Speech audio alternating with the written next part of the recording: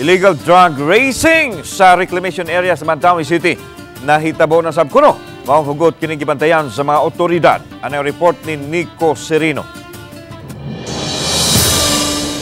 Kun maadlawan, busy kaayo kining stretch sa Uano Avenue sa may reclamation area sa Mandaue City. Kay parte sa truck corridor, ang mga dagkong sakyanan ari sab mag-agian, labi na kadtong padung ug pauli sa pier area. Apan kun lawom na ang kagabhion, paingon sa kadlawon, saksi kining maong karsada sa panagsa nga drag racing nga mahitabo. Pipila ka semana ang nakalabay, dunay nasita ang mga otoridad nga naglumbaanay sa dapit. Last 2 weeks ago namin na-apprehend 8 kabok na impound yun naman mga motor.